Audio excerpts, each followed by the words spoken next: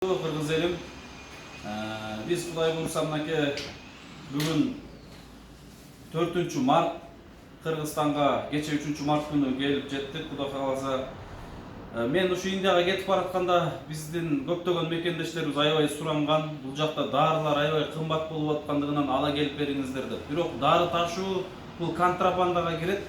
Өтө кыйын дары ташуу. Бирок ошентсе дагы кечеки күнү бир айласын табып колдон келишинче бир дарыларды ала келгенбиз. Азыр ушу такат берип жүрөм. Индиядан мына ушул агабыз кетип баратканыбызда 1 айлык же 2 айлык дары заказ берип ала келиңизчи деп аябай суранган, акчасын берип берген. Мына ошол агабызга тапшырып берип атабыз. Мен азыр келип туруп бу дарысын сурап атам да, канча сомго алып ишчилеңиз депчи. Анан мен бул дарынын ценасын айтам да. Азыр өзүнүн оозунан уксаңыздар. Бул дарыны канчадан алып, бул жерде алып колдонуп атасыз?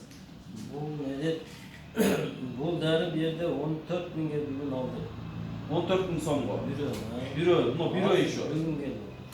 Алып бул жерден алып ичип атасыздар, Бул акыркыңыз калган экен, 14 миң сом. Сага заказ берип, бала келсе деп өткөрсөм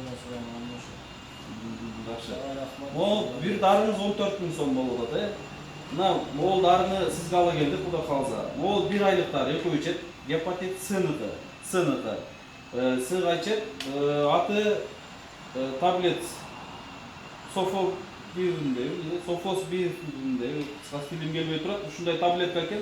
Могул 2 таблетканы 5 миң сомго алдык. 2 таблетканы 5 миң сом. Бул 1 таблетканы бул жерде Кыргызстандан 14 миң сомго алып атат экен мекендештер. Туугандар, караңыздарчы.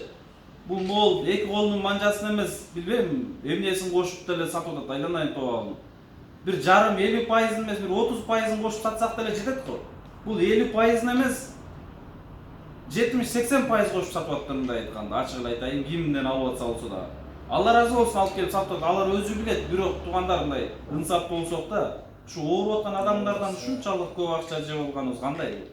Тем более могу ден соолуктун айынан, таблетканын, дарынын айынан өтө серьездүү маселе.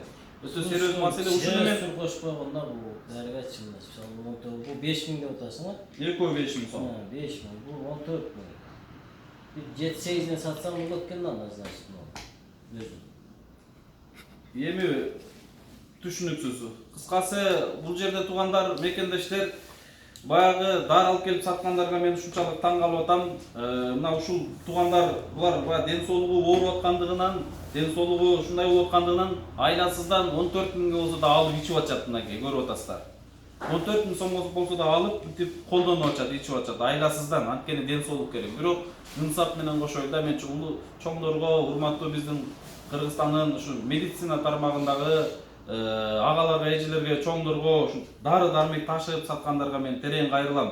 Ушу маселени чечип берип, жок дегенде трансплантация боор маселесин чече албасаңыздар дагы, Кыргызстанда канчалаган мекендештер чет жерге барып, операция болуп келип атышат. Жок дегенде ошолордун операциядан кийинки дарысын, же болбосо операцияга чейин гепатит Б, С болуп калып атышат. Ошолорго дары-дармегин жеңилдетип бериңиздерчи, мен жок дегенде ушуну суранам сиздерден. Мына мен ошо сиздин заказыңызды Кудай буйрса алып келдик. Мына 1 айлык экөө ичилет, экөө 5 миң. Могу 1 айлык, 2 айлыгыңыз 10 миң сом болду, ушу Индиядан ала келдик. Буйруза.